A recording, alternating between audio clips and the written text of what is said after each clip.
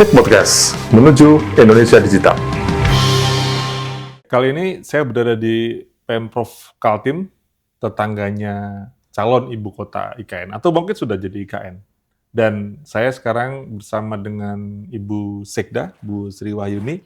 Sehat, Bu? Alhamdulillah sehat. Oke. Kita hari ini mau ngomong digitalisasi di Kaltim, Bu. Jadi dalam bahasa yang santai. Selama Ibu menjabat menjadi Sekda dalam rentang ini, tentu kan Ibu punya banyak hal yang Ibu maui, baik dalam konteks pemerintahan ataupun di pelayanan di publik. Tapi saya pengen tahu banget sebetulnya kemauan Ibu akan digitalisasi di Kaltim ini apa sih, Bu, sebetulnya? Kalau mungkin visi misi kan sudah tertera di RPJMD dan sebagainya, tapi personal Ibu Sekda ini pada saat ngomong digital tuh maunya kayak apa Kaltim versi Ibu sendiri nih? Ya, saya berkeinginan bahwa Kaltim digital itu semua layanan bisa dilakukan secara digital. Kemudian juga proses bisnisnya juga simple, responnya cepat. Jadi kalau di luar ada tim reaksi cepat, kalau kita merespon cepat dan itu bisa dibantu dengan teknologi. Jadi semua serba digital. Digital dalam artian online, Ibu, ya? Betul. Layanannya bisa diakses dengan secara online. Ya, secara bahasa yang berbeda tentu kehadiran pemerintah bisa dirasakan dong. Karena bisa jadi 24 jam 7 hari ya, Bu, ya, kayak gitu ya? Betul. Kalau sekarang ada chatbot, ada AI, ketika masyarakat perlu informasi, mesin bisa memberikan informasinya. Tidak harus misalnya dia bertanya untuk datang ke kantor dulu. Oke, itu konteks yang Ibu sampaikan tentang kemauan Ibu akan digitalisasi di Pemprov Kaltim ini. Nah, saya pengen menurunkan sedikit lagi, Bu, di bawah. Kan kemauan itu, misalkan aku mau mobil gitu. Mobil yang kayak gimana sih sebetulnya? Mau indikatornya kayak apa, Bu? Jadi misalkan kalau kita bicara di level ASN ataupun administrasi pemerintahan, dengan kemauan Ibu yang tadi itu, Ibu merasa bahwa ASN-ku sudah memenuhi kemauanku tuh kalau mereka sudah kayak apa? Perilakunya, berpikirnya gitu. Kira-kira kayak gimana tuh? Iya, mungkin sebelum bicara, kalau ASN ini kan melaksanakan tugas, Betul. ada pembagian tugasnya ya. Betul, iya. Nah, yang pertama kali juga perlu diintervensi di atasnya dulu. Nah, yang kita lakukan ini bagaimana membangun mindset digital dari atasnya dulu, dari kepala perangkat daerahnya. Nah, kita latih digital leadership untuk membangun mindset digitalnya. Kalau dia sudah punya mindset digital, maka dia akan menurunkan ke bawahnya. Kalau dia sudah menurunkan ke bawahnya, maka ASN itu bicara secara digital. Dia digital minded, digital mindset, ya digital minded, digital behavior gitu ya. Betul. Jadi dia akan lebih happy kalau semua urusannya dia bisa selesaikan secara digital. Oke, jadi indikatornya ke orang ya, Bu, ya? Iya. Tapi dimulai dari yang atas dulu? Betul, harus dimulai dari yang atas. Itu yang kita lakukan. Jadi kalau saya boleh menyimpulkan sedikit, pada saat saya bertemu dengan kepala-kepala OPD Ibu nih, berarti mereka bisa Ibu garanti bermindset digital ya, Bu, ya? Harusnya ya. Artinya itu indikator yang paling mudah saya bisa temui dengan kemauan Ibu tadi di atas gitu ya? Gitu ya, Bu, ya?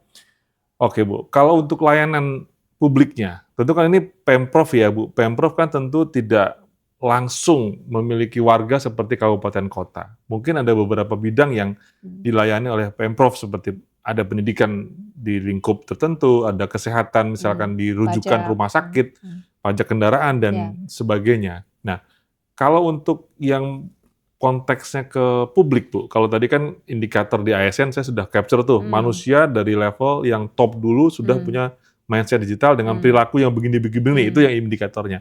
Kalau di sininya indikatornya apa, Bu, yang bisa menggambarkan kemauan Ibu sudah tercapai di level publiknya? Kalau masyarakat itu sudah bisa berinteraksi, memenuhi kebutuhan layanannya secara digital, berarti kan dia tidak perlu lagi datang ke kantor.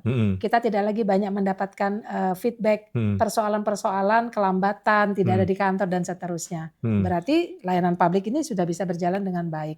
Jadi bagaimana kita memudahkan masyarakat lewat kanal-kanal informasi, kanal-kanal layanan dalam satu super apps. Jadi kita ingin ada satu super app, masyarakat cukup datang, cukup visit gitu ya. Visit di di super dalam app-nya super dong. app itu untuk semua layanan. Jadi nggak perlu visit ke gedung pemerintahan lagi dong? Nggak perlu visit ke gedung pemerintahan. Tidak harus dari jam 10 sampai jam 5 lagi dong? Betul. Jadi terserah dong, kalau saya mau dari pantai, mau jam 2 pagi juga boleh kan? Bisa, Nah itu dia. Nah itu adalah indikator yang menurut Ibu, kemauan digital Ibu sudah tercapai di sisi masyarakat. Ketika layanan bisa dilakukan kapanpun, dimanapun. Itu indikatornya. Ya. Udah tercapai belum Bu, kayak gitu? Belum Sebagian ya? sudah. Sebagian sudah, ya. Boleh kita mengukur ya. Kalau kita konteksnya lari maraton nih, lari maraton 10K lah, 10 kilometer. Yang tadi Ibu bilang tadi, kita ada di kilometer berapa ya? Menurut Ibu?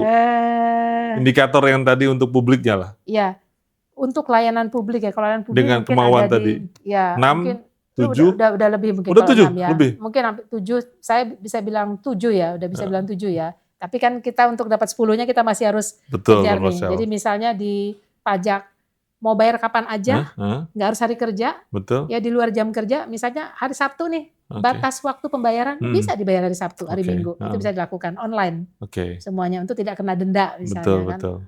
Iya, berarti indikator yang tadi Ibu sampaikan kemungkinan ya dalam konteks, belum disurvei kan Bu ya? Belum. Persepsi Ibu hari ini adalah mungkin di rank 7 sampai 8 gitu ya Bu ya. Oke Bu, kebaca saya udah bahwa tadi layanan 24 jam 7 gitu ya. Kemudian di ASN-nya memiliki mindset digital dari level topnya dulu. Karena Ibu merasa yang penting bosnya dulu tuh Bu ya, baru ke bawahnya. Oke, selama Ibu menjabat Bu, dalam konteks digitalisasi, program apa yang paling Ibu banggakan, paling Ibu, wah ini keren banget nih gitu ya, yang Ibu paling unggulkan terkait dengan digitalisasi? Program apa tuh Bu yang udah terlaksana saat ini?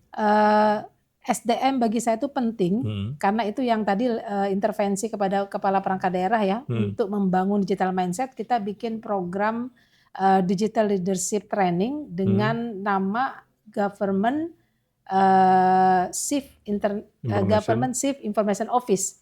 Jadi selama ini kepala perangkat daerah itu tidak pernah menjadikan dia sebagai CEO digital untuk di perangkat daerahnya, gitu ya? di perangkat daerah dia hanya sebagai kepala.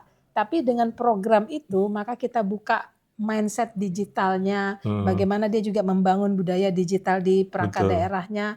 Dia tidak boleh abai dengan persoalan yang mengganggu ekosistem digital yang ada di perangkat daerahnya. Itu yang kita bangun. Jadi program sudah terjadi tuh Bu ya? Sudah, program GCIO sudah ditambah lagi dengan sertifikasi untuk digital leadership dengan Tsinghua University.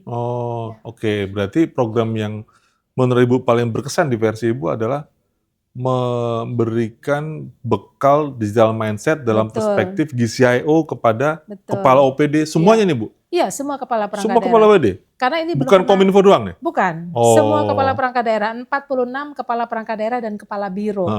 Ini belum pernah dilakukan. Betul. Kemudian yang kedua ini akan menjadi starting point, awalan. Karena staf yang melaksanakan ini kan perlu dukungan dari atasnya. Bagaimana mengarahkan membangun budaya digital itu kan harus dari atas.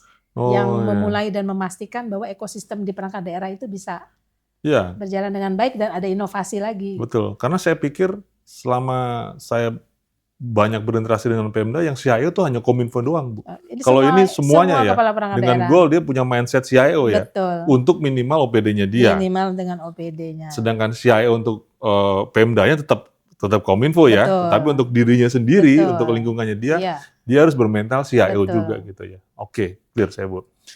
Oke Bu, beberapa tadi sudah Ibu sampaikan, ini biasa nih kalau Gen Z kan ada kata-kata hari ini tuh. Tapi saya tidak ngomong ke situ Bu, tapi kira-kira ada hal yang unik nggak dari sudut pandang Ibu sendiri tentang digitalisasi di Kaltim ini Bu? Yang Ibu temukan ya dalam interaksi beberapa kali Ibu menjabat, itu digitalisasi itu kayak gini loh versi Bu Sri Wahyuni. Iya, kalau kita lihat ya beberapa kondisi perangkat daerah dengan kalau dia banyak membuat layanan secara digital, otomatis tidak banyak mendapat kunjungan. Betul. Jadi seakan-akan kantor itu aktivitasnya hanya ASN yang ada di sana. Tetapi sebenarnya mereka bukan tidak bekerja, mereka bekerja. Nah, tapi bukan berarti tidak ada layanannya berjalan.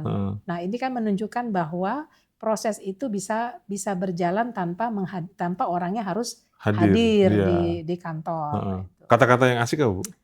Ya, jadi dengan kondisi itu ya makin digital tuh jadinya makin sepi. Oh gitu Mas ya.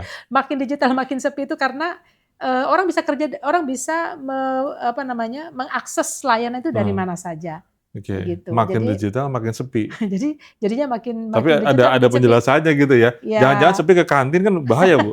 Jadi saya pikir kata-kata itu menarik ya karena merepresentasikan hal yang memang semestinya akan terjadi seperti itu. Walaupun dari sudut pandang mungkin efisiensi bisa terjadi ya, nggak perlu banyak orang berkendara, bensin datang ke kantor kita, jadi lebih efisien. Kemudian juga interaksi yang mungkin berpotensi terhadap hal-hal yang penyelewengan juga akan sedikit teredus, kira-kira seperti itu ya Bu. Lebih transparan.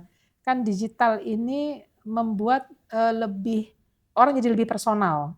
Karena dia personal, dia langsung dari kamarnya pun sudah selesai urusan. Oke, betul. Karena dengan digital orang jadi profesional. Karena semua sistemnya sudah prosesnya sudah baku. Lalu karena digital bisa global. Mungkin orang mau ngurus izin, entah dia bisa jadi tidak ada di Indonesia di tempat luar negeri, tapi dia juga bisa mengakses itu. Berarti human centris ya? Human centris. Ya, kalau kita bicara PEMDI sedikit nih, bocorannya PEMDI yang tahun depan, maka akan ada perspektif human centris, di mana tidak lagi government centris. Jadi ya terserah manusianya mau kapan aja dan di mana saja. Kayaknya sih Pemprov Kaltim udah siap PEMDI itu harusnya. Dengan mindset yang barusan disampaikan. Oke, terima kasih Bu Sri Wahyuni. Saya pikir kita sudah bisa banyak meng-capture dan membuat executive summary tentang digital leadership yang Ibu lakukan di Pemprov Kaltim. Terima kasih. Baik, sampai jumpa lagi. Terima kasih,